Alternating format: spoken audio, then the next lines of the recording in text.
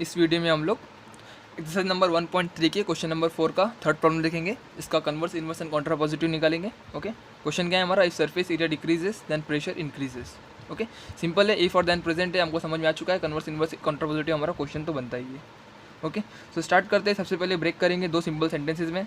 जो पहला सेंटेंस हम लोग ब्रेक कर सकते हैं, आपको डायरेक्टली यहाँ पे दिख रहा है, इफ़ और देन के बीच में। मैंने जैसे पिछली वीडियो में भी कहा था, इफ़ के बाद ही हमारा पी होगा, देन के बाद हमारा क्यू होगा। अगर ये उल्टा भी लिखा हुआ है तो आपको इफ़ के बाद वाला ही पी लेना है, देन के बाद वाला क्यू लेना है। ठीक है, लेट पी बी द पहला first sentence, surface area decreases, surface area, okay sorry, surface area decreases. Second sentence क्या है हमारा, क्यू, दैट इज व्हाट, क्या बोल रहा है वो, देन प्रेशर इंक्रीजेस। ओके, सो के देन प्रेशर इंक्रीजेस, देन से कुछ लेने देना नहीं, इफ देन तो हमारा कंजंक्शन है, सिर्फ सिंपल प्रेशर इंक्रीजेस। यहाँ पे हम लोग को टेंशन नहीं है, क्योंकि यहाँ पे हम लोग को सिंपल ग्रामर वगैरह से ज़्यादा लेना नहीं है, ये फैक्ट्स है।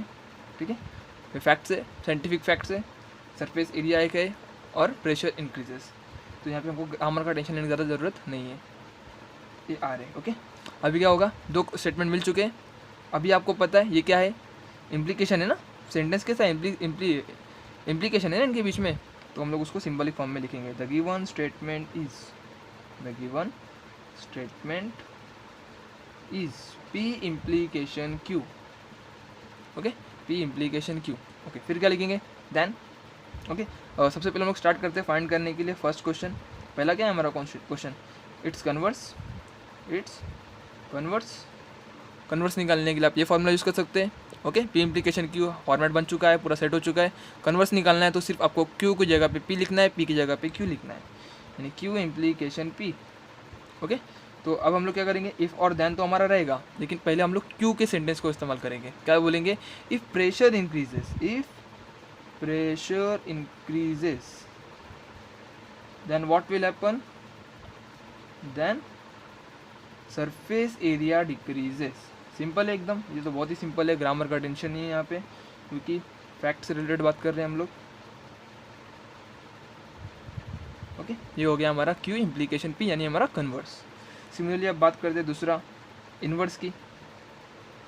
ओके, इन्वर्स किस तरह निकाल सकते हैं, ये भी बहुत ही सिंपल है। आपको यहाँ पे दिख रहा है फॉर्मूला इन्वर्स का, आपके पास पी इम्प्लीकेशन क्यू अवेलेबल है, आप simple negation P implication negation Q apply कर दीजिए उसके ऊपर, ये फॉर्मूले का यूज़ कर लीजिए। ये हो गया उसका इन्वर्स। अभी इन्वर्स ऑब्टेन करने के बाद आप सिर्फ इस इन्वर्स स्टेटमेंट को, इस इन्वर्स लॉजिकल रिप्रेजेंटेशन को, सिंबलिक रिप्रेजेंटेशन को वर्ड्स में लिखो। क्या बोल रहा है, इफ़ तो हमारी स्टार्टिंग हर बार है ही, क्या बोल रहा है, अब हम लोग को निगेशन अप्लाई करना है। पी हमारा स्टेटमेंट है, सरफेस एरिया डिक्रीजेस, तो इसका negation, surface area does not decreases, surface area does not decreases. अब इसको लिख सकते हैं इंक्रीजेस, लेकिन ज़रूरत नहीं है, डज नॉट डिक्रीजेस, सिर्फ ऐसा ही लिखो। ये नॉट का यूज़ करना बहुत इंपॉर्टेंट है निगेशन के अंदर। Okay, does not decreases, then what will happen, negation ही है ना इसका, निगेशन नहीं, अभी डायरेक्ट नहीं लिखेंगे हम लोग, प्रेशर इंक्रीज नहीं लिखेंगे, प्रेशर विल नॉट इंक्रीज लिखेंगे। Okay, pressure does not increase, then pressure increase हो क्या लिखेंगे, प्रेशर डज नॉट इंक्रीज। खत्म, हो गया हमारा सॉल्व, लिख दिया हम लोगों ने उसका इन्वर्स। नॉट का इस्तेमाल भी कर लिया, इफ और देन अरेंजमेंट भी बराबर है, पहला पी स्टेटमेंट है, बाद में क्यू स्टेटमेंट है, और नॉट भी है। ठीक है, अब लास्ट का तीसरा स्टेटमेंट जो हमको लिखना है, क्या लिखना है, कॉन्ट्रा पॉजिटिव।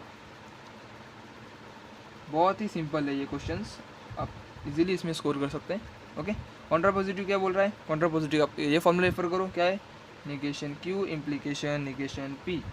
क्या बोलता है, पहले आप निगेशन क्यू लिखेंगे, बाद में निगेशन पी लिखेंगे, बीच में उनकी इम्प्लीकेशन यानी इफ और देन का इस्तेमाल करो।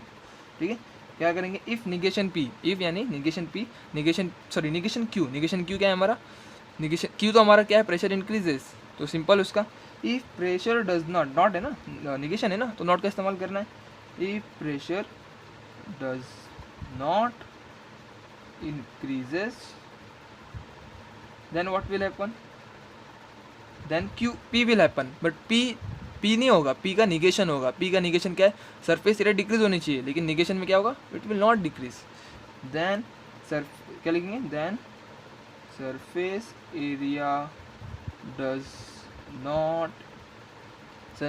Area does not decreases. So ये बहुत ही सिंपल क्वेश्चन है। ओके, यहाँ पे हम लोगों ने इसका निगेशन भी इजीली फाइंड कर लिया। हो आपको समझ में आ गया होगा। आप लास्ट क्वेश्चन भी इसका देख लीजिए और इस तरीके से आपके एक्सरसाइज का सारे प्रॉब्लम्स खत्म हो जाएंगे। Okay, thank you for watching video.